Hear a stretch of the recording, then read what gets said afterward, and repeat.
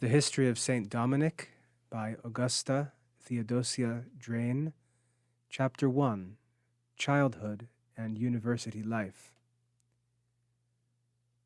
The traveler who makes his way from the city of Osma to the neighboring town of Aranda in Old Castile, after crossing a barren and undulating plain of vast extent, finds himself about halfway on his route at the entrance of a little village which clusters at the foot of the mountains, whilst somewhat higher up their slope may be seen a huge pile of buildings, easily to be recognized as those of a convent. Among them, together with other more modern erections, there appears a massive square tower of ancient date, surrounded by a courtyard and a little flower garden. This is all which now remains of the castle of the Guzmans, lords in the 12th century of the surrounding territory.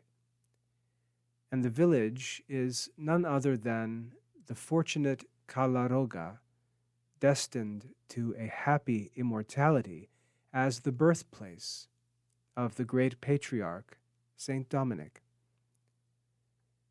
In the large and handsome church attached to the convent, where a community of his religious daughters guard with their prayers what is now one of the holy places of Spain, is shown in front of the sanctuary a square space surrounded by a balustrade, on which a handsome monument has recently been erected. This, which is supposed to mark the exact site of his birth, is called the cuna, and a crystal well has sprung up on the spot, the water of which is devoutly drunk by pilgrims. There, then, in the year 1170, during the pontificate of Alexander III, was born the most illustrious member of a family not the least noble among the grandees of Spain. There appears every probability that the ancestors of the Guzmans were of northern, not of Latin, extraction. And whilst some adduce proofs of their being originally Visigoths, others are not wanting who claim for them an Anglo-Saxon descent. To whatever nation we may trace their remote ancestry, it is certain that the house of Guzman amply justified its claims to nobility, both of rank and character. The records of the family preserve the memory of a long line of warriors and statesmen whose names fill an honorable place in the history of their country. One of these was the gallant knight Nuño de Guzman, who took part in the siege of Toledo, when the city was recovered from the Moors by Alphonsus VI. Of his two grandsons, the youngest was Don Felix Guzman, father to our saint, from whose elder brother, Alvar Diaz, descended the main branch of a family allied to many a noble house and even to the royal blood of Castile. These alliances and the privileges granted to the Guzmans by successive sovereigns are set forth at length in the pages of more than one historian, and need not be repeated here. But the immediate ancestors of Saint Dominic have a claim to our notice on other and far higher grounds than the nobility of their pedigree. He was born of a family of saints. Felix Guzman took in marriage Joanna of Aza, belonging, according to Castillo, to a noble Castilian family, though Père Jean de Reichac asserts her claim to be regarded as a daughter of the ducal house of Brittany. But if authorities differ as to the genealogy of Joanna, they one and all agree in bearing testimony to her sanctity, and in our own time she has been formally enrolled among the blessed of the order. Don Felix was not unworthy to be her husband, and the household over which they ruled was so remarkable for its piety and good order that it was commonly said rather to resemble that of a monastery than of a knightly castle. Of their 3 sons, Antonio, the eldest, became a secular priest, and, enamored of holy poverty, distributed his patrimony to the poor, and retired to a hospital, supposed to have been that of Saint Mary Magdalene, attached to the neighboring monastery of Silos, where he spent the remainder of his days humbly ministering to the sick. Manes, the second son, also embraced the ecclesiastical state, and is said by the historians of Silos to have taken the Benedictine habit in the monastery of Gumiel Dizan, a filiation from Silos, which afterwards passed into the hands of the Cistercians. At a later period, as we shall see, he became one of the first members of the order of preachers.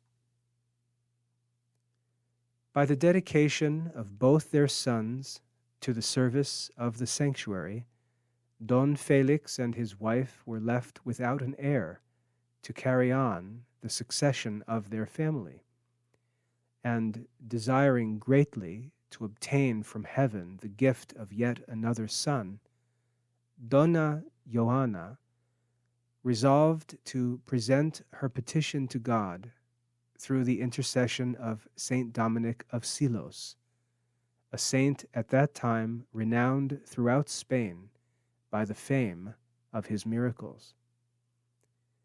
The monastery of Silos, which stands in the near vicinity of Calaroga, was at the time of which we write a majestic pile, the resort of pilgrims from every part of Spain, and not only the shrine of the saint, but the very gates of the monastery were thickly covered with votive offerings, especially with the chains of captives who had recovered their liberty from slavery amongst the Moors by invoking the saint of Silos.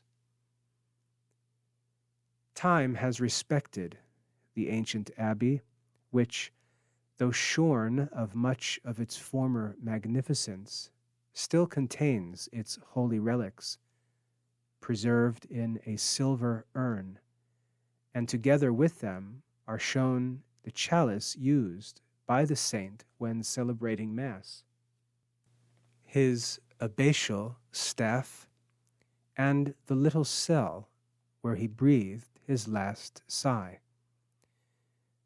The rugged mountain road by which the abbey is approached is probably the same as that traversed by Joanna, and the pilgrim may still kneel on the spot where, 7 centuries ago, she offered her fervent prayers. With the approbation of the abbot, Joanna began a novena, spending not her days only, but her nights also in the church, the hard pavement of which was her only bed. On the 7th day of the novena, the saint appeared to her, and declared to her that her prayers were heard, and that she would become the mother of a son who should be the light of the church and the terror of heretics. In gratitude, she offered to the saint the child who was to be given her through his intercession, and promised that in memory of this favor he should bear the name of Dominic. And it is added that before his birth she beheld her son in a dream or vision, represented under the figure of a black and white dog, holding in his mouth a torch which kindled and illuminated the entire world. The child thus obtained by prayer seemed marked even from his cradle as specially chosen for the service of God. The noble lady who held him at the font saw, as the water was poured on his head, a brilliant star shining on his forehead, a circumstance which has been thought worthy of notice in the breviary office for his feast. Stella micans in fronte parvuli, novum iubar premonstrat seculi. Nor can we resist connecting this well-attested tradition with the beautiful description of his appearance in afterlife given by his spiritual daughter, the Blessed Cecilia of Rome, who tells us that from his forehead and between his brows there shone forth, as it were, a radiant light which filled men with respect and love. We read also that whilst still an infant, his father, Don Felix, with others of the household, beheld a swarm of bees settle on those lips which were hereafter so eloquently to declare the word of God. And at the same tender age, he was one day found by his nurse lying on the bare ground, though by what means he had left the cradle remained unexplained.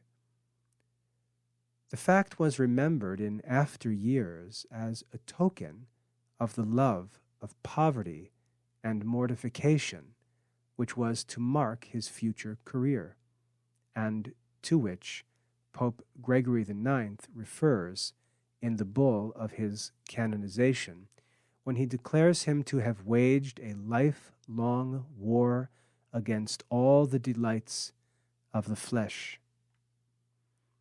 These and other prodigies disposed his parents to regard him as called to no ordinary destiny, and, as in the days of the Baptist, they said to one another, "What manner of child is this, think you? For the hand of the Lord is surely with him."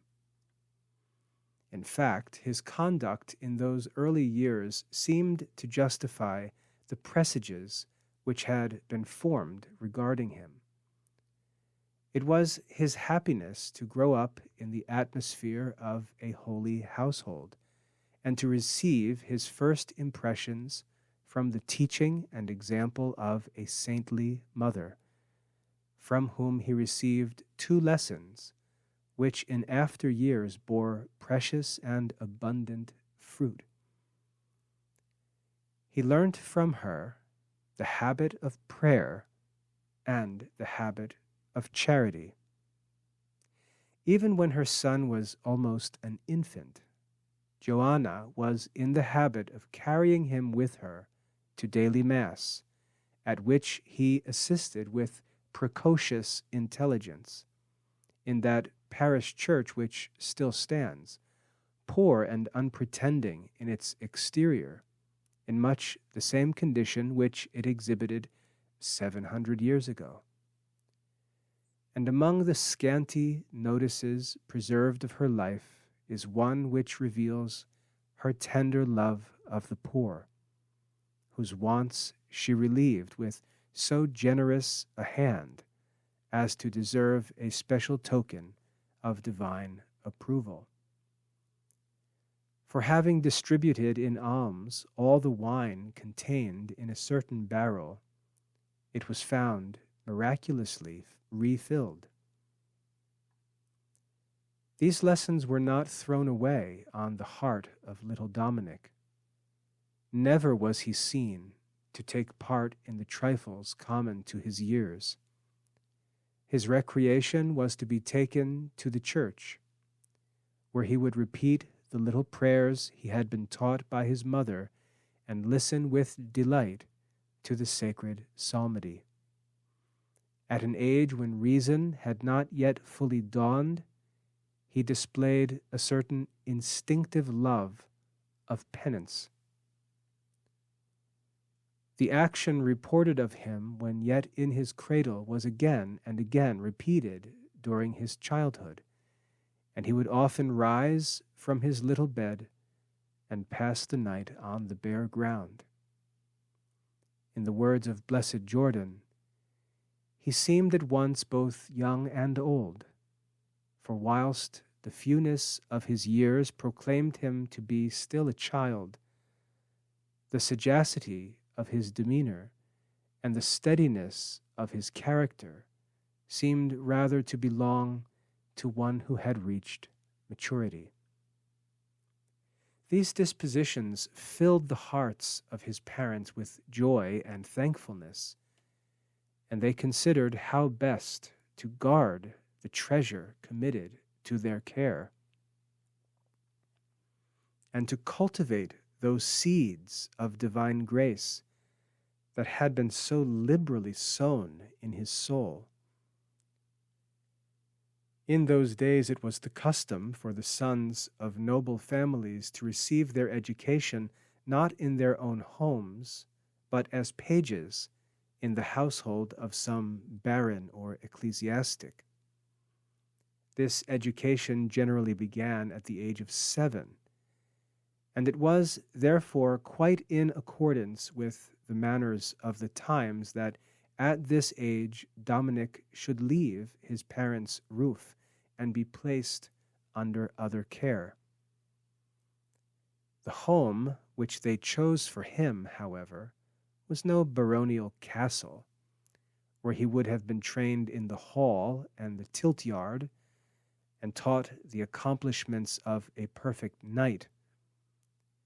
Apparently, by his mother's desire, he was sent to the house of her brother, the archpriest of the church of Gumiel d'Izan, a town about 20 miles northwest of Calaroga, and the place of sepulture of the family of Guzman. Under the care of his uncle, a man of great prudence and piety, Dominic began his first studies, and prosecuted them with characteristic ardor.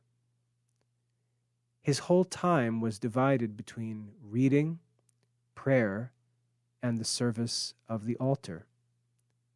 Closely attached to his uncle's company, he followed all the offices of the church and took great delight in the ecclesiastical chant, the study of which in those days formed almost as essential a branch of liberal education as that of the Latin tongue or grammar.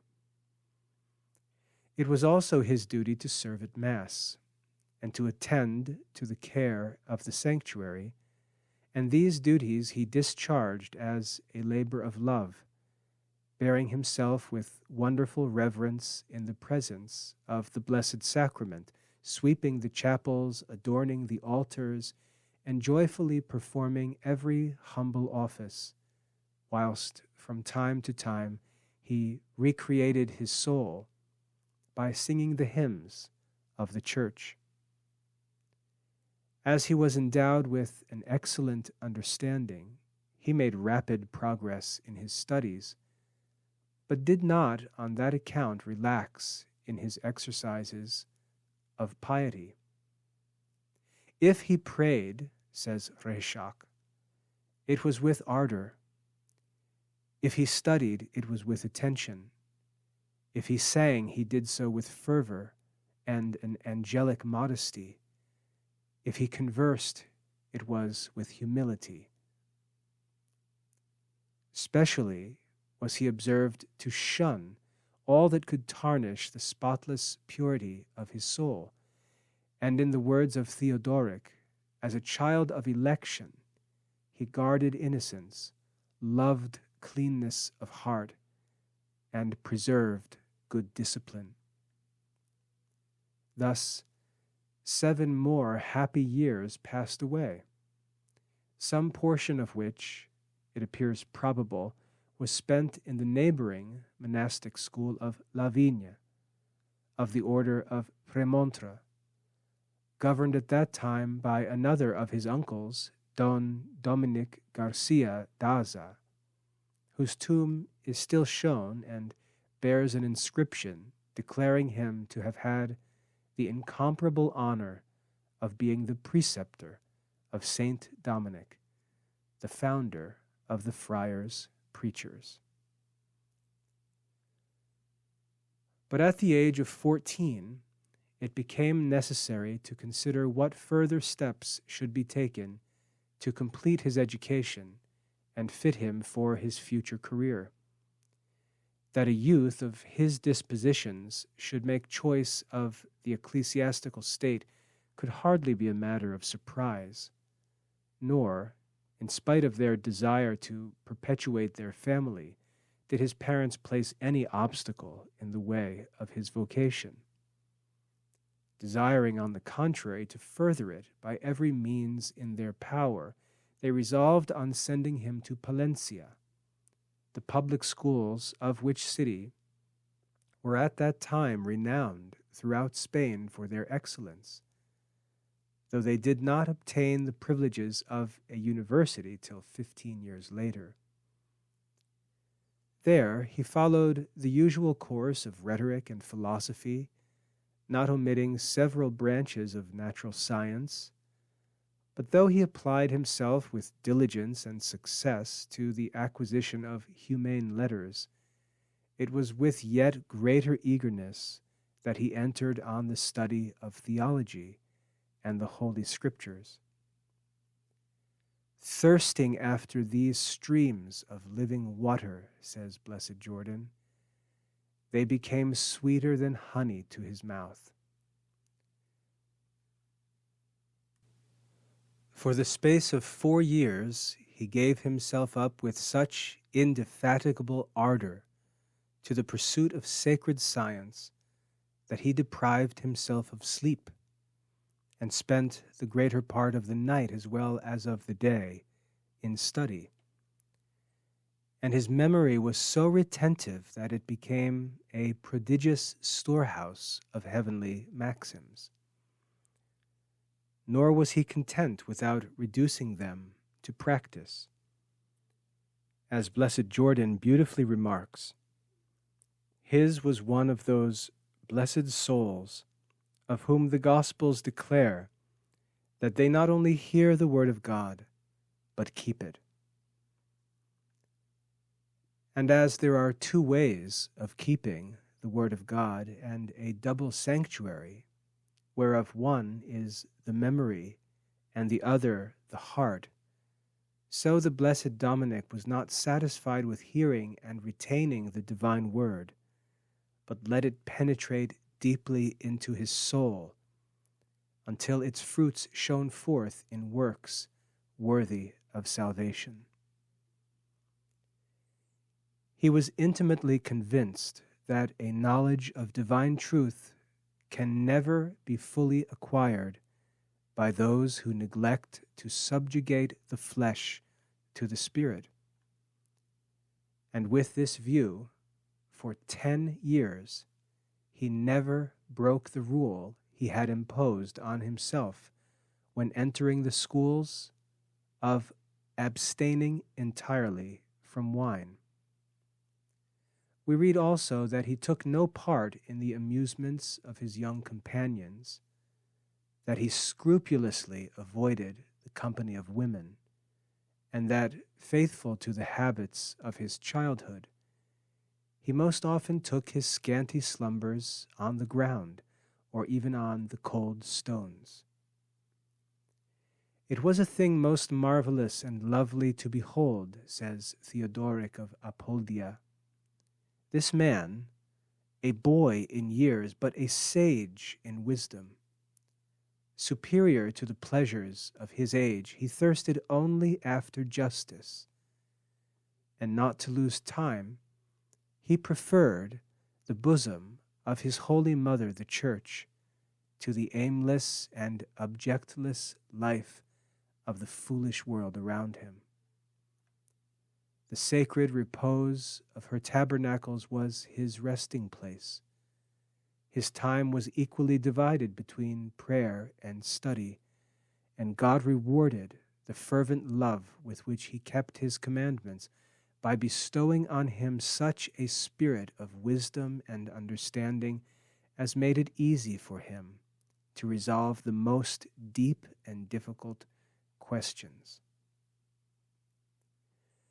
But among the virtues which he practiced, two shone forth with special luster: his angelic modesty and his tender compassion for the poor.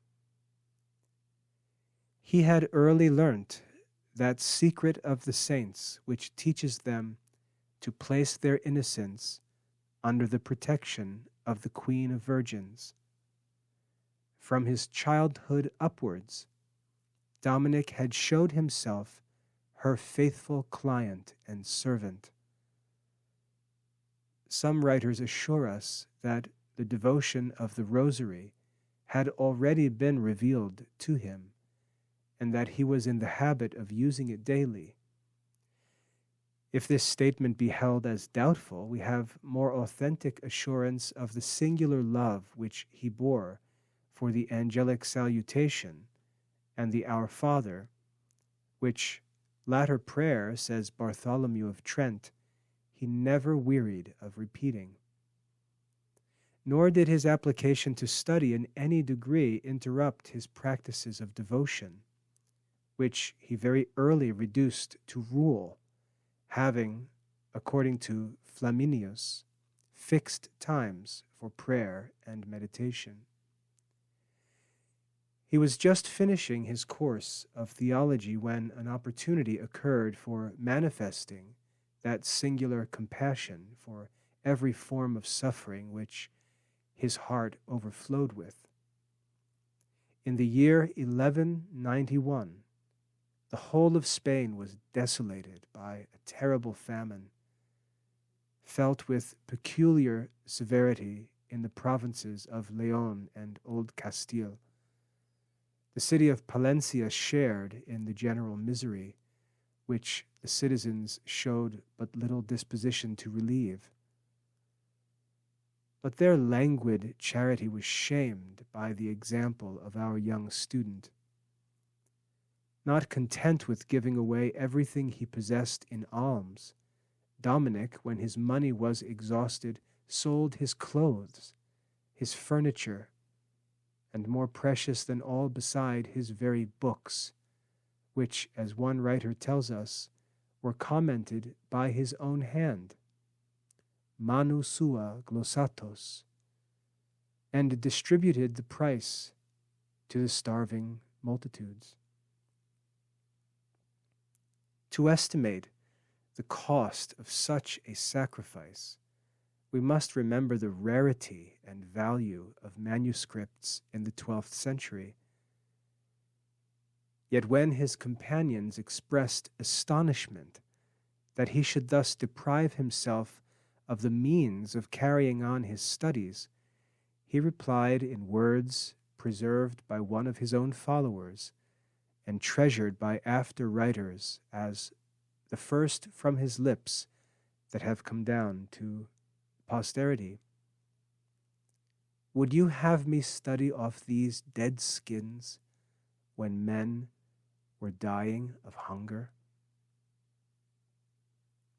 So noble an example seems to have kindled the flame of charity in the hearts of those who witnessed it. The professors and students contributed generous alms, the citizens threw open their granaries, and their united efforts soon relieved the most urgent needs of the sufferers. A yet more heroic act of charity is recorded by all his biographers, and appears to belong to about the same date. Finding a poor woman in great distress on account of her son, who had been taken captive by the Moors, Dominic, whose funds had been entirely exhausted during the time of the famine, desired her to sell him and release her son with the price. But needless to say, the generous proposal was not accepted.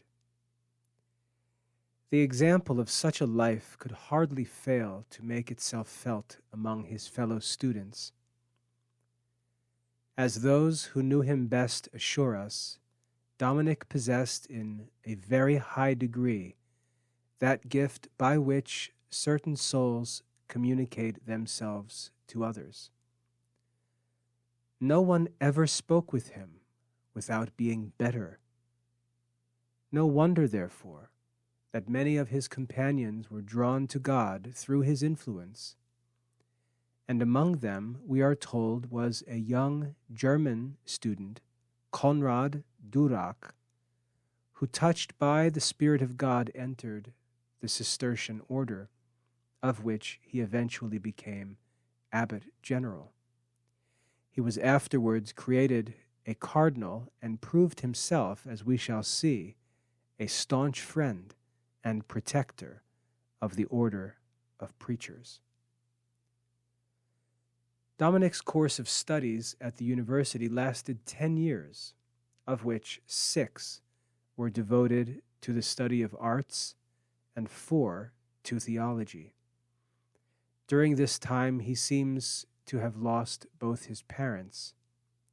The precise date of their death is not recorded, but we know that the bodies of both were interred in the church of the Cistercian monastery of Gumiel, whence, in the year 1318, the remains of Blessed Joanna were transported to Penafiel, where the infant Don John Emmanuel had founded a convent of friars preachers attached to his own castle. A magnificent monument was erected over her place of burial with an inscription which bears witness to her reputed sanctity. Hic iacent ossa sancte Ioanne, uxoris felicis de Guzman, patris beati patriarche Dominici, eius pie memoriae dicatum a filiis.